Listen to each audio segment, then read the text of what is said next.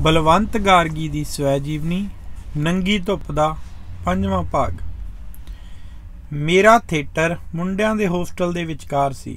ਜੇ ਕੁੜੀਆਂ ਹੋਸਟਲ ਕੋਲੋਂ ਲੰਘਦੀਆਂ ਤਾਂ ਮੁੰਡੇ ਸੀਟੀਆਂ ਤੇ ਚਾਂਗਰਾਂ ਮਾਰਦੇ ਤੇ ਆਖਦੇ, ਹਾਏ ਨੀ ਬਿੱਲੋ, ਮਰ ਜਾਵਾਂ ਤੇਰੇ ਨਾਲੇ ਨਾਲ ਫਾਹਾ ਲੈ ਕੇ, ਆ ਜਾ ਇੱਧਰ ਚਾੜਾ ਪੌੜੀਆਂ, ਮੇਰੇ ਸਾਲੇ ਦੀਏ ਗਾਰਗੀ ਨਾਲ ਘੁੰਮਦੀਆਂ, ਅਸੀਂ ਵੜਦੇ ਹਾਂ ਤੈਨੂੰ। ਕੁੜੀਆਂ ਨੇ ਮੇਰੇ ਕੋਲ ਸ਼ਿਕਾਇਤ ਕੀਤੀ। ਮੈਂ ਆਖਿਆ, ਉਹਨਾਂ ਦੀਆਂ ਗੱਲਾਂ ਦਾ ਬੁਰਾ ਨਾ ਮਨਾਓ, ਤੁਹਾਨੂੰ ਕਿਹੜਾ ਉਹਨਾਂ ਨੇ ਗੋਲੀ ਮਾਰ ਦਿੱਤੀ, ਬਸ 4 ਬੋਲੀਆਂ ਹੀ ਤਾਂ ਮਾਰੀਆਂ ਨੇ। ਤੁਸੀਂ ਇੱਥੇ ਸਟੇਜ ਉੱਤੇ ਆਪਣੇ ਜਮਾਤੀਆਂ ਨਾਲ ਰਲ ਕੇ ਕੰਮ ਕਰਦੀਆਂ ਹੋ, ਕਿਸੇ ਇਸ਼ਕੀਆ ਸੀਨ ਵਿੱਚ ਜੱਫੀਆਂ ਪਾਉਂਦੀਆਂ ਹੋ, ਅੰਬਾਂ ਹੇਠ ਬੈਠ ਕੇ ਉਹਨਾਂ ਨਾਲ ਹੱਸ-ਹੱਸ ਕੌਫੀ ਪੀਂਦੀਆਂ ਹੋ। ਹੋਸਟਲ ਦੇ ਮੁੰਡੇ ਸੜਦੇ ਨੇ, ਜੇ ਤੁਸੀਂ ਉਹਨਾਂ ਨਾਲ ਰਾਤਾ ਹੱਸ ਕੇ ਗੱਲ ਕਰ ਲਓ ਤਾਂ ਉਹ ਵਧੀਆ ਦੋਸਤ ਬਣ ਜਾਣਗੇ।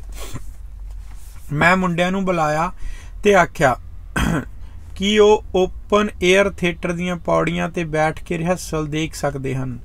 ਉਹ ਢਾਣੀਆਂ ਬੰਨ ਆਏ, ਰਿਹਰਸਲ ਦੇਖਦੇ ਰਹੇ, ਫਿਰ ਸੰਤੁਸ਼ਟੀ ਨਾਲ ਚਲੇ ਗਏ। ਮੈਨੂੰ ਇਹਨਾਂ ਮੁੰਡਿਆਂ ਨਾਲ ਹਮਦਰਦੀ ਸੀ। ਜੱਟਾਂ ਦੇ ਉੱਚੇ ਲੰਮੇ ਗੱਭਰੂ, ਜਵਾਨੀ ਤੇ ਵੇਗ ਨਾਲ ਭਰੇ ਹੋਏ, ਇਸ ਉਮਰ ਵਿੱਚ ਕੁੜੀਆਂ ਦੇ ਇਸ਼ਕ ਵਿੱਚ ਕੰਧਾਂ ਭੰਨ ਦਿੰਦੇ ਹਨ।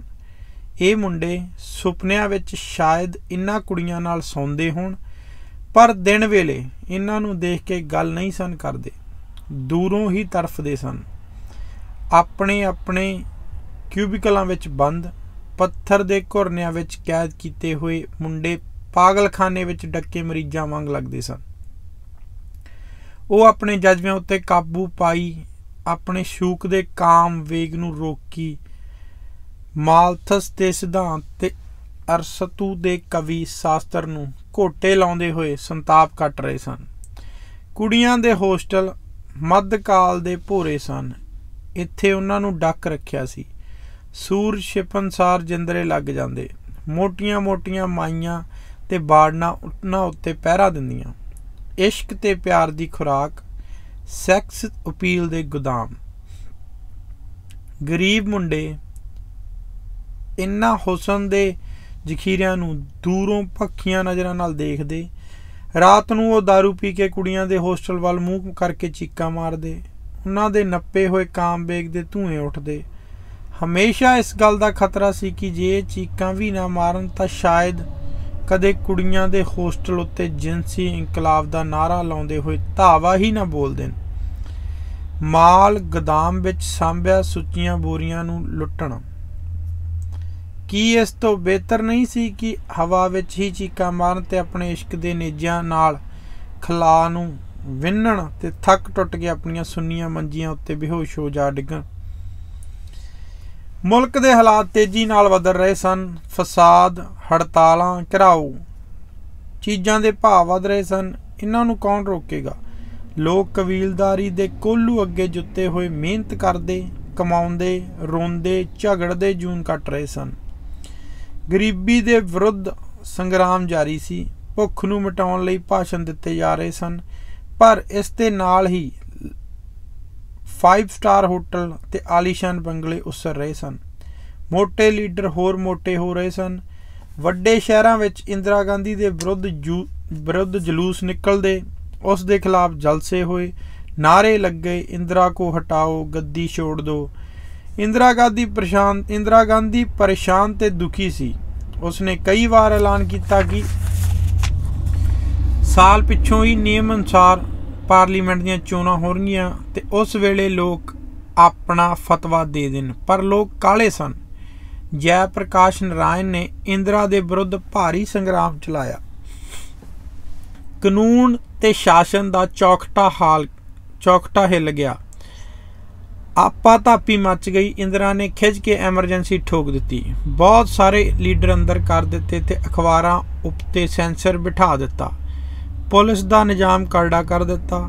1 ਹਫ਼ਤੇ ਵਿੱਚ ਹੀ ਉਸਨੇ ਬਗਾਵਤ ਨੂੰ ਕੁਚਲ ਦਿੱਤਾ। ਸਾਰੀ ਪੁਲਿਸ, ਫੌਜ, ਅਫਸਰਸ਼ਾਹੀ ਉਸ ਦੇ ਨਾਲ ਸੀ। ਮੁਲਕ ਦੇ ਕਲਾਕਾਰ, ਬੁੱਧੀਜੀਵੀ, ਲੇਖਕ, ਚਿੱਤਰਕਾਰ ਤੇ ਕਾਰਖਾਨੇਦਾਰ ਵੀ ਉਸ ਦੀ ਹਮਾਇਤ ਵਿੱਚ ਸਨ। एक नवा युग आरंभ हो गया, एमरजेंसी का युग। जय श्री नूं गिरफ्तार कर लिता गया क्योंकि वो खब्बे पक्षी नक्सलवादियों नाल काम करदी सी। वो अंडरग्राउंड तहरीक नाल संबंधित सी ते बागी इनकलाबियां दी मदद लई दक्षिण विच चली गई सी।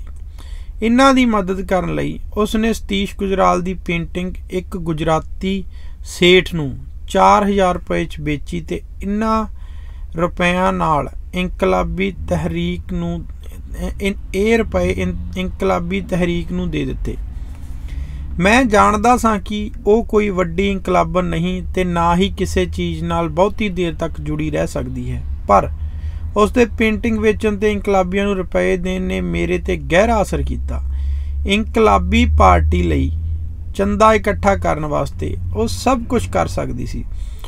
यूनीवर्सिटी दे कैंपस विच इंदिरा गांधी बारे चुप चबीतियां गल्लां होईयां। प्रोफैसर बोलण ते लिखण दी आज़ादी बारे बहसां करदे, पर छेती ही उन्हां दे समझ पै गया कि इंदिरा पक्के इरादे वाली है, अपने हुक्म ते फैसले दी धनी। कुछ प्रोफैसर फड़े गए ते कुछ अफसरां नूं मुअत्तल कर दिता गया। फौरन प्रोफैसर ते बुद्धिजीवी वर्ग एमरजेंसी दे गुण गाउण लग पिया। एमरजेंसी एक समाजिक चमत्कार आखण लगे ते इंदिरा गांधी नूं देवी। कई फॉरम स्थापित किए गए, कलाकारां दा फॉरम, डॉक्टरां दा फॉरम, लेखकां दा फॉरम, वकीलां दा फॉरम, प्रोफैसरां दा फॉरम। कैंपस दे प्रोफैसर इंदिरा गांधी दे 20 नकाती प्रोग्रामां दे सोले गाउण लगे। कईयां ने खून नाल दस्तखत कीते। इस फॉरम दे कई चौधरी सन। उन्हां विचों एक पुच्चर मेल प्रोफैसर ने यूनीवर्सिटी के वड्डे हाल विच पंजाबी दे अध्यापकां नूं एक प्लेटफार्म ते इकट्ठे होण दी आग्या कीती, पर इन्हां प्रोफैसरां नूं इकट्ठा कीता किवें जावे। उसने एक कारपोरेशन नाल मिल के 500 टीचरां लई तंदूरी मुर्गियां ते लंच का प्रबंध किया। बस ये काफ़ी सी। तुसी किसी पंजाबी नूं आखो कि घना जंगल है, उस विच एक शेर है, अगे तूफानी दरिया है, उसनूं पार रेतली तट ते फनीअर नाग है, इन्हां सब नूं लंघ के तंदूरी मुर्गे का लंच।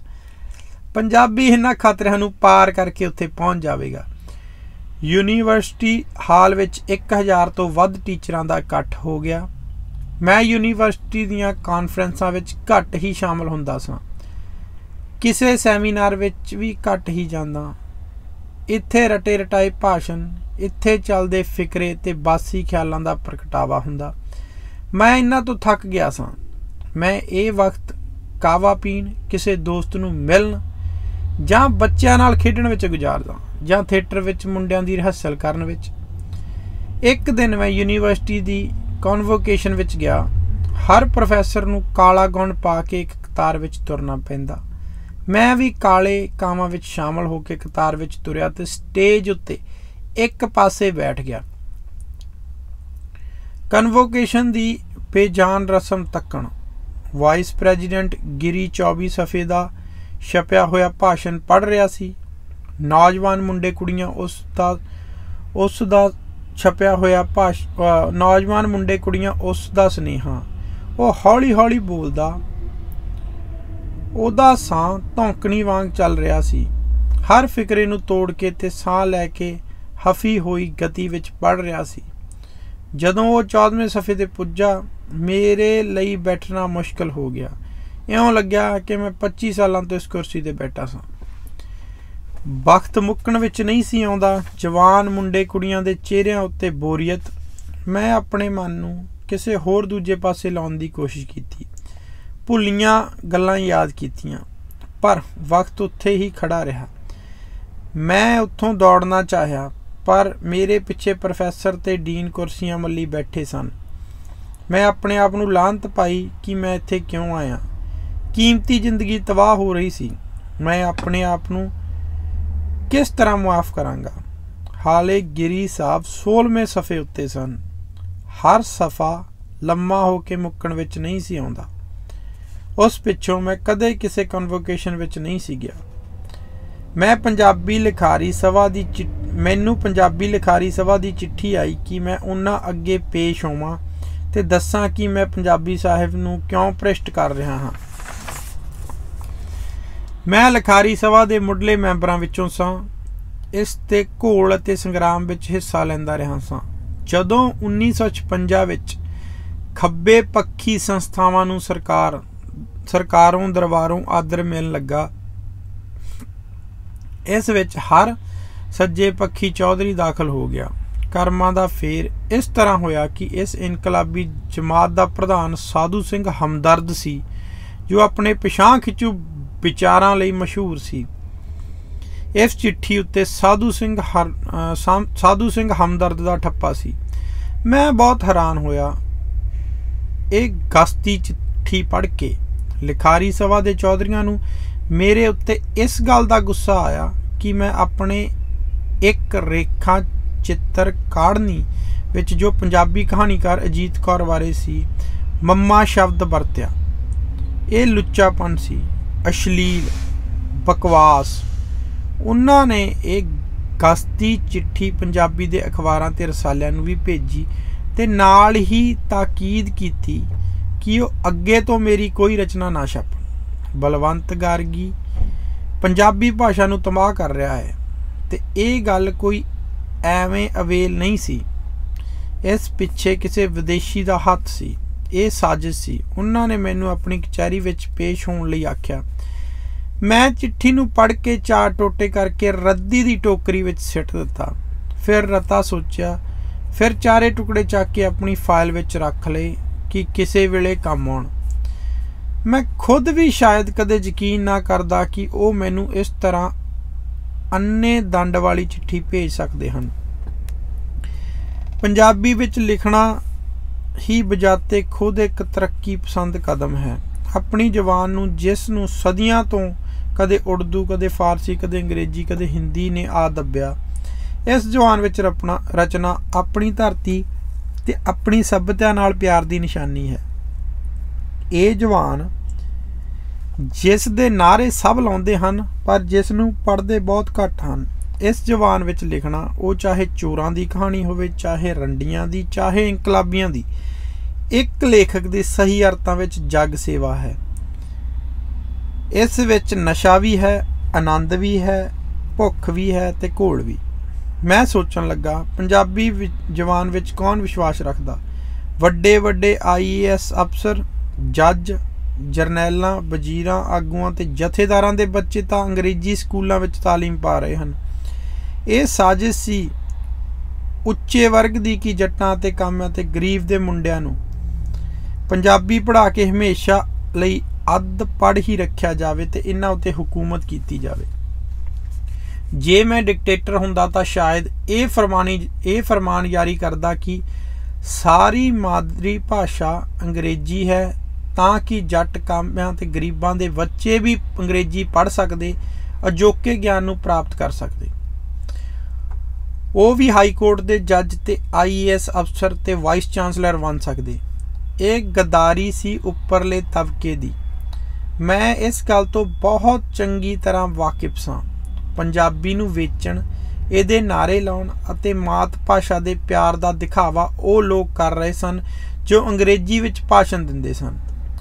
ਮੈਂ ਇਹ ਸੋਚਣ ਲੱਗਾ ਕਿ ਮੈਂ ਖੁਦ ਕਿਸ ਭਾਸ਼ਾ ਵਿੱਚ ਸੋਚਦਾ ਸਾਂ। ਮੇਰੀ ਮਾਂ ਦੀਆਂ ਪ੍ਰਚੰਡ ਗਾਲਾਂ ਠੇਠ ਪੰਜਾਬੀ ਵਿੱਚ ਸਨ। ਬਚਪਨ ਵਿੱਚ ਮੈਂ ਖਿੱਦੋ ਖੁੰਡੀ ਖੇਡਦਾ ਜਾਂ ਲੋਕ ਗੀਤ ਸੁਣਦਾ ਤਾਂ ਉਹ ਸ਼ੁੱਧ ਪੰਜਾਬੀ ਵਿੱਚ ਸਨ। ਜਾਜੂਸੀ ਨਾਵਲ, ਨਜ਼ਮਾਂ ਮੈਂ ਉਰਦੂ ਵਿੱਚ ਪੜ੍ਹੀਆਂ। ਆਧੁਨਿਕ ਗਿਆਨ ਅੰਗਰੇਜ਼ੀ ਜ਼ਬਾਨ ਤੋਂ ਪਾਇਆ। ਮੇਰੇ ਖਿਆਲਾਂ ਦਾ ਕੀ ਰੰਗ ਸੀ? ਸ਼ਬਦਾਂ ਦੇ ਰੂਪ ਵਿੱਚ ਅੱਧ ਪੱਕੇ ਖਿਆਲਾਂ ਨੂੰ ਮੈਂ ਕਿਹੜੀ ਭਾਸ਼ਾ ਵਿੱਚ ਬਿਆਨ ਕਰਦਾ? ਕਿਸੇ ਜਜ਼ਬੇ ਦੀ ਕਤਾਰ ਨੂੰ, ਕਿਸੇ ਅੱਧੇ ਖਿੜੇ ਬਿੰਬ ਨੂੰ ਮੈਂ ਕਿਹੜੀ ਭਾਸ਼ਾ ਵਿੱਚ ਸੋਚਦਾ? ਮੇਰੇ ਸੁਪਨਿਆਂ ਦੀ ਕਿਹੜੀ ਲਿਪੀ ਸੀ? ਜਜ਼ਬੇ ਮੇਰੇ ਅੰਦਰ ਕਈ ਭਾਸ਼ਾਵਾਂ ਵਿੱਚ ਆਉਂਦੇ ਤੇ ਟਕਰਾਉਂਦੇ। ਮੈਂ ਕਈ ਵਾਰ ਇੱਕ ਭਾਸ਼ਾ ਵਿੱਚ ਸੋਚਦੇ ਹੋਏ ਨਾਲੋਂ ਨਾਲ ਦੂਜੀ ਭਾਸ਼ਾ ਵਿੱਚ ਸੋਚਦਾ ਤੇ ਖਿਆਲਾਂ ਦੀ ਗੱਡੀ ਦੌੜਦੀ ਹੋਈ ਲੀਹਾਂ ਬਦਲਦੀ ਰਹਿੰਦੀ। ਮੇਰਾ ਮਨ ਟੁਕੜੇ ਟੁਕੜੇ ਕਿਉਂ ਨਾ ਹੋ ਗਿਆ? ਇਸ ਤੇ ਸ਼ੀਸ਼ੇ ਵਿੱਚ ਤਰੇੜਾਂ ਕਿਉਂ ਨਾ ਪੈ ਗਈਆਂ?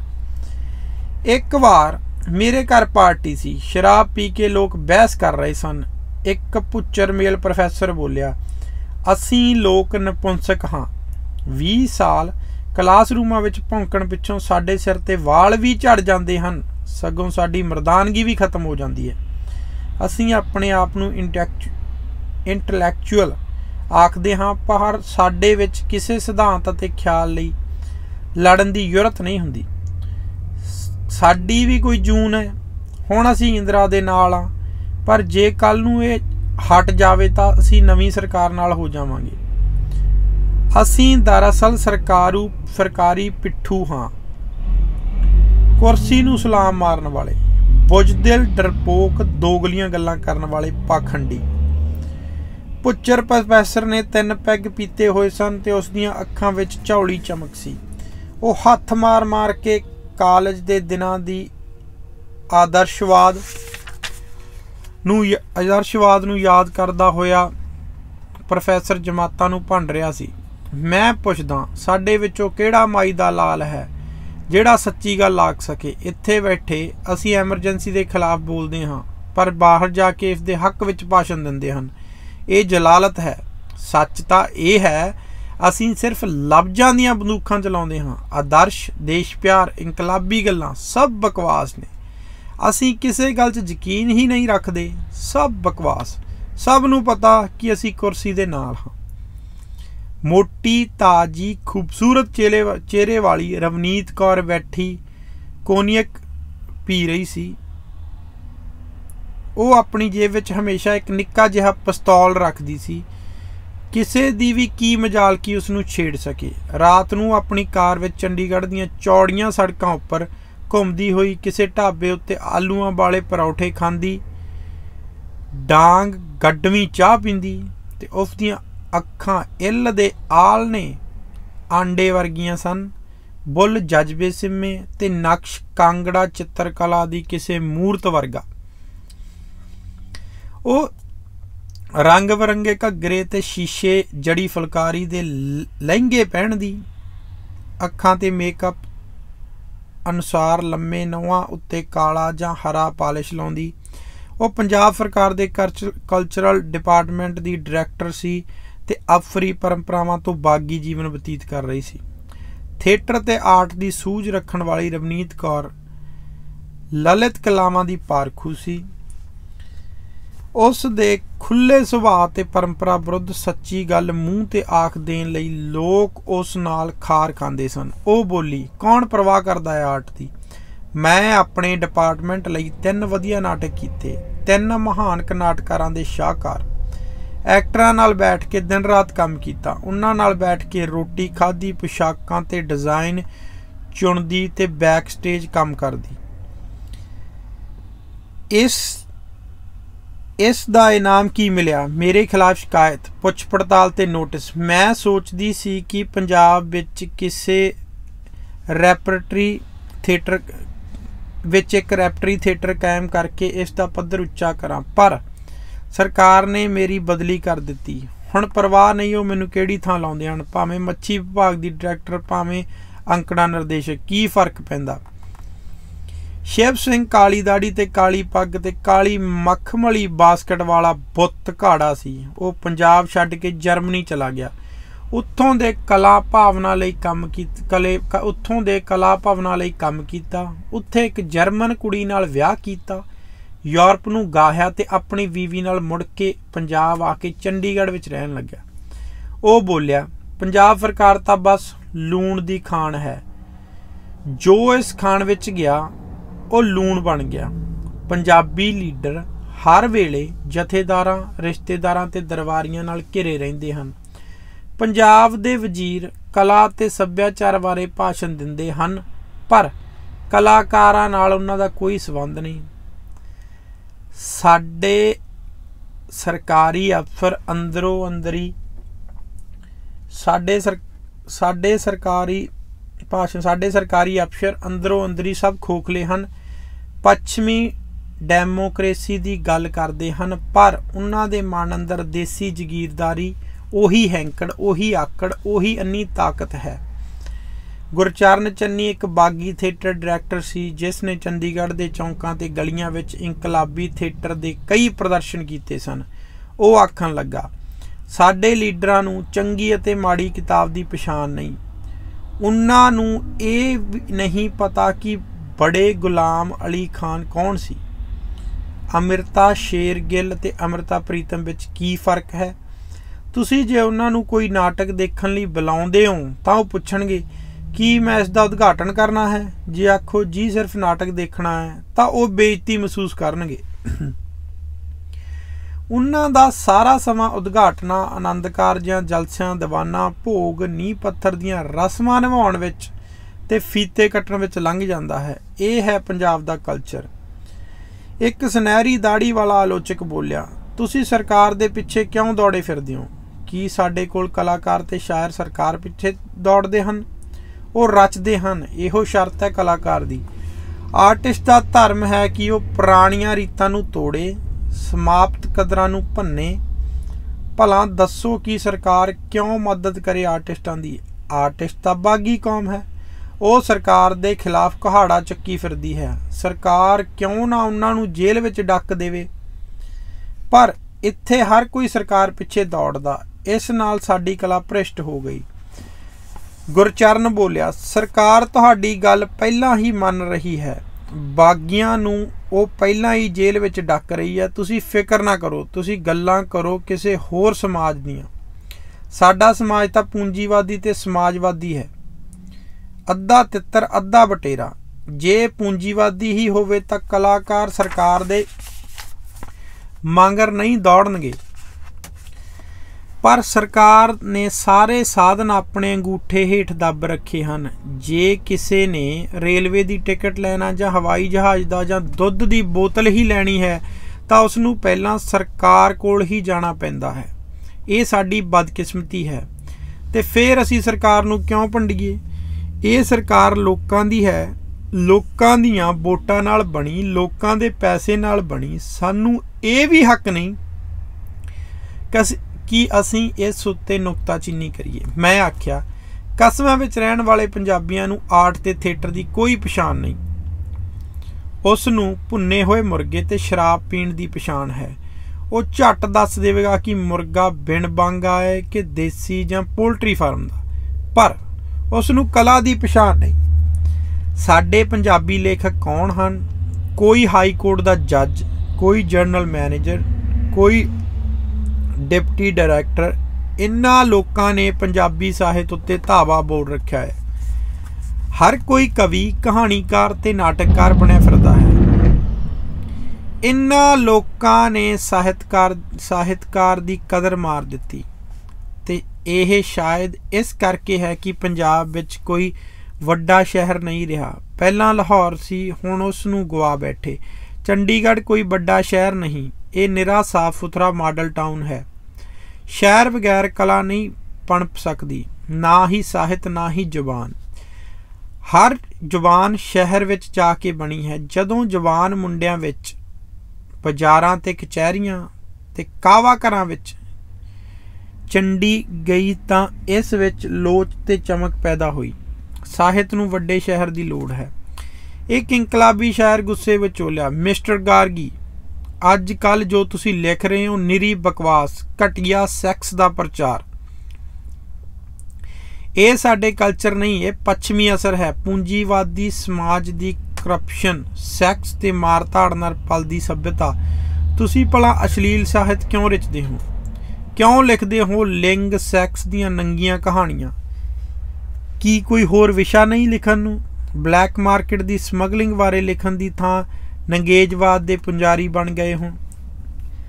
ਘਟੀਆ ਥਰਡ ਰੇਟ ਸਾਹਿਤ ਦੇ ਵਪਾਰੀ ਕਿਉਂ ਹਰ ਕਹਾਣੀ ਵਿੱਚ ਤੇ ਹਰ ਨਾਟਕ ਵਿੱਚ ਸੈਕਸ ਤੇ ਮੰਮਿਆਂ ਦਾ ਪ੍ਰਚਾਰ ਕਰਦੇ ਹੋ?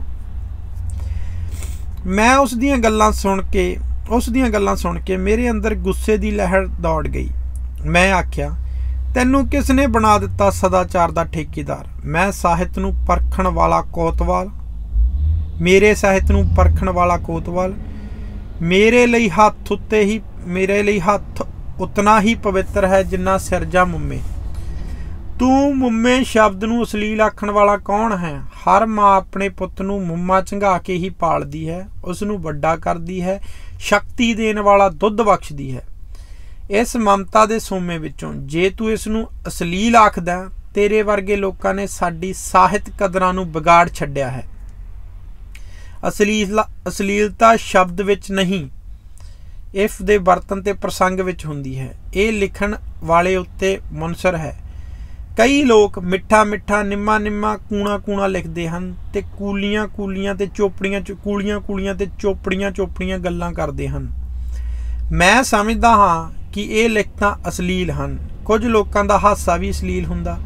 इस दे विरुद्ध कुछ लोगों दीयां गालां भी सोहणियां लगदियां। मेरे लई इंसानी जिसम खूबसूरत महान ते सुंदर है। पेंटर ते बुतघाड़े नंगे हुसन दीयां मूरतां बनाउंदे हन। वो नंगी सुंदरी दी मूर्त घड़ते हैं, इस नंगी कला की पूजा करते हैं। पर साडे लेखक ते आलोचक सदाचार की गल करते हैं।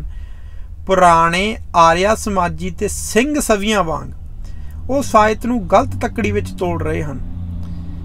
सादत हसन मंटो उपर इसलिए मुकदमा चलिया क्योंकि उसने अपनी एक कहानी विच घाटन तीवी दे मम्मियां दा जिक्र किया। कचहरी विच जज लम्मी दाड़ी वाला शेख सी। मंटो ने पूछा, हजूर मैं औरत दे मम्मियां लई किहड़ा शब्द वरतां? इन्हां नूं उफ्तरा कहां जां मेज जां मूंगफली? मैं भी तुहाडे कोलों अज 35 सालां पिछों इहो सवाल पुछदा। इंकलाबी शायर ने फुकारा मारिया, मिस्टर गार्गी तू जिंदगी दे असली रंग नहीं पेश करदा। मैं पुछया, तैनूं पता है जिंदगी दा? तू सुनिया कदे जट्टां कामियां ते ट्रक ड्राइवरां दीयां गल्लां नूं? ओह किवें बोलदे, रोटी खांदे, मचाके मारदे, लड़दे ते प्यार नाल जफ्फियां पाउंदे, गालां कढदे होए हसदे हन। पंजाबी दे पक्के शब्द ते पक्कियां गालां इस ही भाषा दा अंग हन। जदों मेरा बाबा दरवाजों बाहर खंगूरा मार के विहड़े विच वड़दा तां नाल ही एक चौंदी गाल भी कढ़दा। तीवियां चरखा करदियां होइयां सिर उपर पल्ला खिच लैंदियां ते उसदियां गालां दा प्रसाद छक के अंदरों अंदरी हसदियां। जदों बाबा चला जांदा तीवियां एक दूजी नूं लुच्चियां गल्लां सुणाउंदियां। ये सारा कुछ अश्लील नहीं सी हुंदा। गालां ते नंगे शब्द उन्हां दी शब्दावली दा हिस्सा हन। जो चीज़ मध्यवर्गी आदमी लई अश्लील है वो जट्टां ते कामियां लई सुच्ची हो सकती है। ये बहस ਸਾਹਿਤ तो हट के समाज ते फिल्मां दे अंतरराष्ट्रीय सियासी झगड़ियां बारे होण लगी।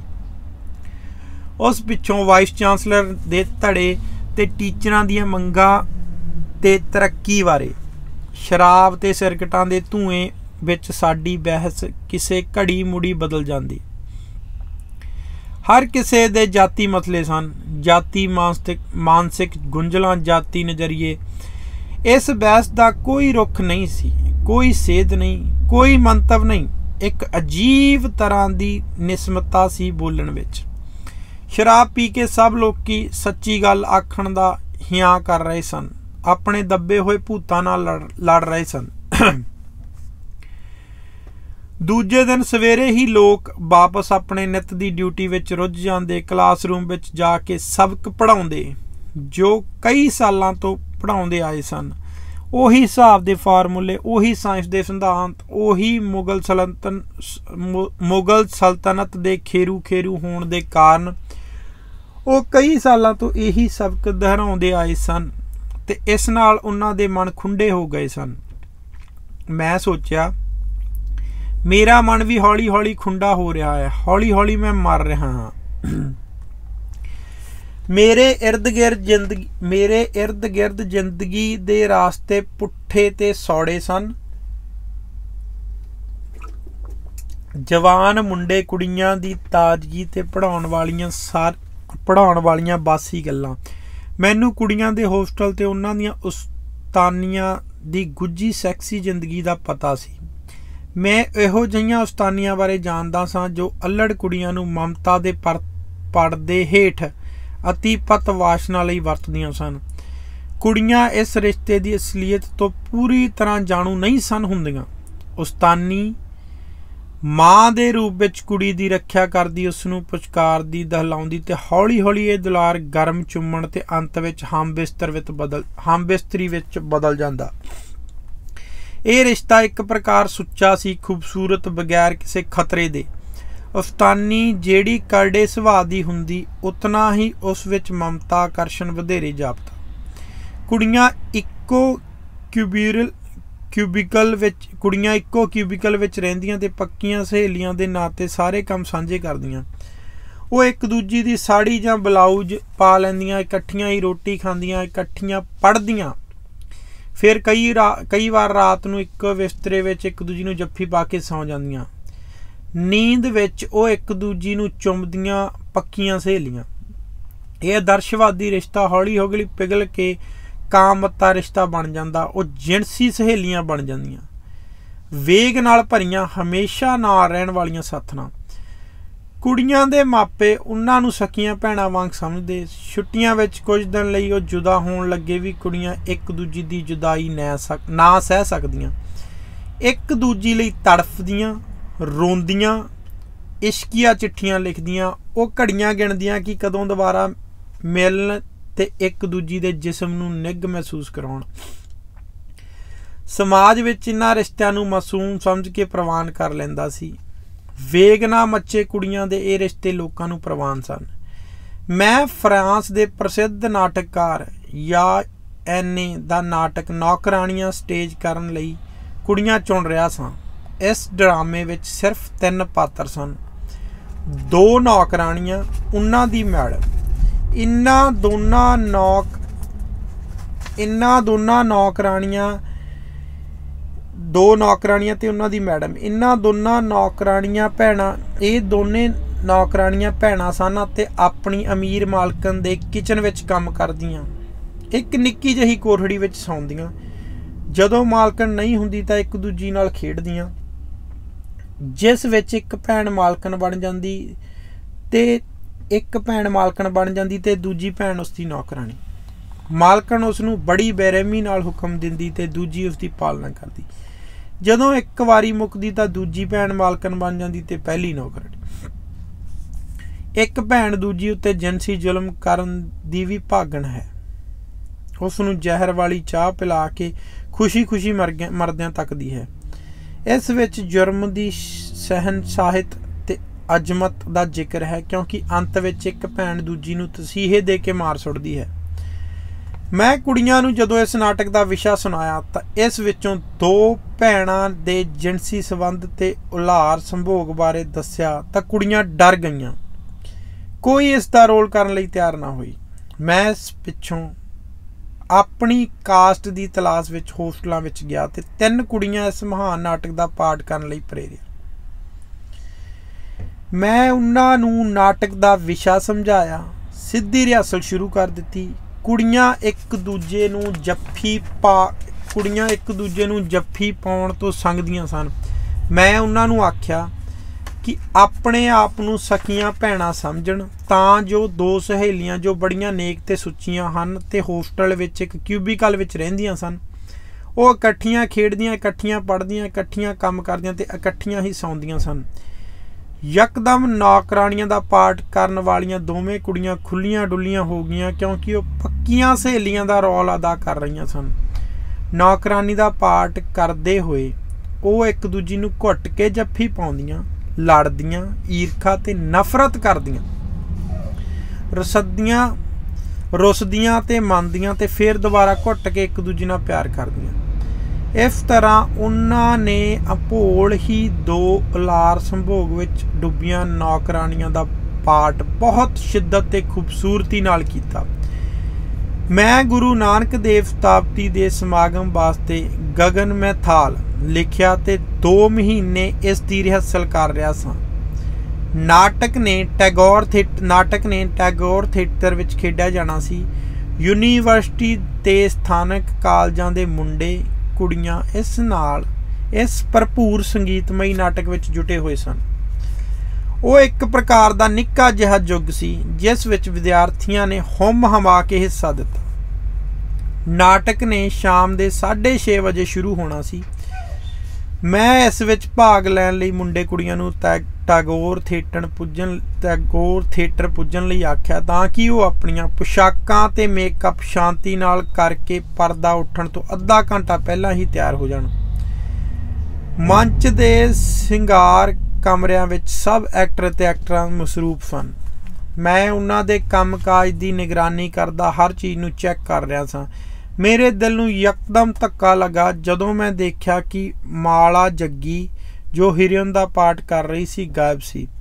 मैं सब नूं पुछया उन्हां ने माला देखी, वो क्यों नहीं सी आई।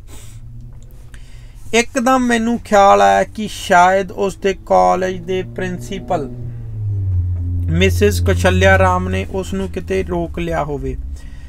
मिसिज राम ने मैथों पहली कतार विच बैठण लई 2 पास मंगे सन। मैं ये पास नहीं सा घल सकिया क्योंकि यूनीवर्सिटी का अपना ही नियम सी। इस नाटक के प्रदर्शन वास्ते यूनीवर्सिटी के अफसरां ने सीटां नूं अपने ही ढंग नाल वंडिया। पहली कतार विच चीफ मिनिस्टर ते होर वजीर, दूजी कतार विच हाई कोर्ट के जज, तीजी ते चौथी कतार विच यूनीवर्सिटी के डीन, सिंडीकेट के मैंबर आदि, पंजवीं कतार विच प्रिंसीपल। मिसिज राम नूं कुड़ियां दे गवर्नमेंट कॉलेज की प्रिंसीपल होण उत्ते 2 पास भेजे गए, पर मिसिज राम ने आखवा भेजा कि जे उसनूं वजीरां ते जज्जां दे नाल पहली कतार विच 2 सीटां ना दित्तियां गईयां तां नाटक देखण नहीं आवेगी। मैं समझा कि वह मखौल कर रही है। मिसिज कौशल्या राम चंडीगढ़ की कल्चरल सूबेदारनी सी। वो चंडीगढ़ दीआं कलात्मक सभावां ते कमेटियां उत्ते शाही हुंदी सी। थिएटर ते आर्ट बारे बड़ी आकड़ नाल फतवे दिंदी। आवाज़ पतली ते घूकी जिवें उस दे गले नूं देसी घिओ दी मालिश दी लोड़ होवे। उस विच इतना लाड़ भरिया दबका ते जलाल सी कि बड़े तो बड़ा खब्बी खान भी उस अगे नरम पै जांदा। वो सब तो सोहणियां ते फैशनेबल कुड़ियां दी कस्टोडियन सी क्योंकि सारे पंजाब दीआं आलां कुड़ियां उहदे कॉलेज विच पढ़दियां सन। ये कुड़ियां उसकी जायदाद सन। वो उन्हां नूं उसे तरह साम के रखदी जिवें कॉलेज दीआं फाइलां। जदों मैं माला जग्गी नूं ना देखिया मेरा सिर घुम्मण लगा ते मैनूं त्रेलियां आउण लगियां। नाटक शुरू होण विच मसां अद्धा घंटा सी। मैं बाहर दौड़िया, कार विच बैठा ते सिद्धा माला दे हॉस्टल नूं तेज गया। वार्डन ने मैनूं दस्सिया कि माला नूं प्रिंसीपल दी इजाजत बिना नहीं भेजा जा सकदा। उन्हां दे हुक्म नाल ही रोकिया गया है। इस गल दा मैनूं यकीन नहीं सी आ रहा। 10 साल पहले इसे कॉलेज विच मैं मिसिज राम की बेनती कबूल करके बतौर चीफ गैसट उन्हां दे कॉलेज का नाटक देखण आया सां। हुण इत्थे सवाली बनिया खड़ा सां। यकदम मैं माला नूं देखिया। वो हाकी दे ग्राउंड विचों दौड़दी आई। उसदे लम्मे वाल उड़ रहे सन ते हत्थ विच हाकी सी। वो आख रही सी कि मिसिज राम ने थिएटर जाण तो रोक दिता। वो आखदे होए उस दीआं अखां विच अथरू आ गए। मैं तेजी नाल मिसिज राम दे बंगले वल गया जो कॉलेज के ग्राउंड विच ही सी। नौकर ने दस्सिया कि मेम साहब किसी चाह पार्टी ते गए हुए सी। मैं परेशान खड़ा सोच रहा सां कि माला दी थां किस कुड़ी नूं रखिया जावे, किहड़ा सीन कट्टिया जावे। मोटर कार दे आउण दी आवाज़ सुनी। मिसिज राम उतरी। वो जल्दी विच सी। वो साड़ी बदलण आई सी क्योंकि उसने दूजी पार्टी विच जाना सी। मैं उसनूं आख्या कि उसने माला नूं क्यों रोक दिता। माला बगैरे नाटक किवें हो सकदा। गुरु नानक दे महा उत्सव उत्ते यह नाटक फेल हो जाएगा जे माला ना गई। मिसिज राम तेजी ना बोली, ये मेरी सिरदर्दी नहीं। वो इस नाटक विच पार्ट करन हरगिज नहीं जाएगी। ये मेरा हुक्म है। मैनू नहीं परवाह तुहाडा नाटक फेल हुंदा है जां पास। तुहानू उस वेले ख्याल नहीं आया जदों मैं 2 टिकटां मंगियां सन ते मैनू 5वीं कतार दे 2 पास भेज दिते। ये मेरी बेइज्जती है। मैं ते मेरा पति हमेशा पहली कतार विच बैठदे हां। मिसिज राम इस समय एक जज के रूप में सी ते मैं उसकी कचहरी विच खड़ा मुलजम। मैं उसनूं मिन्नत कीती, माफ़ी मंगी, पर उत्ते कोई असर ना होया। आखिर जदों मैं वायदा किया कि पहली कतार विच उन्हां लई 2 खास कुर्सियां लवा दियांगा तां किते उसका मिजाज ठंडा होया। मैं छेती बाहर निकलिया, माला नूं अपनी कार विच बिठा के सीधा थिएटर नूं। जदों असीं पहुंचे, नाटक शुरू होण विच 5 मिनट सन। माला दौड़ के श्रृंगार कमरे विच मेकअप करन लगी। प्राचीन गतावां मितिहासिक कहानियां ने अपनी हाउ नूं समझण विच मेरी मदद की। कृष्ण भगवान नूं उस समय उस दे मासी दे पुत ससुपाल अते 99 वार गालां कढ़ियां, पर कृष्ण हर वार मुस्कुराउंदा रहा। यूनान दे महायोधे हैक्टर नूं भरे दरबार विच एक हरकारे ने बेइज्जत किया, गालां कढ़ियां, उस दे मूँह उत्ते चंड मारी। इस लई सी कि हैक्टर अपनी बेइज्जती तो भड़क के जंग दा ऐलान कर देवे, पर हैक्टर शांत रहा ते उसने कोई बेइज्जती महसूस नहीं की। मिसेज राम कोशिश करन उत्ते भी मेरी बेइज्जती नहीं सी कर सकी। धन्यवाद।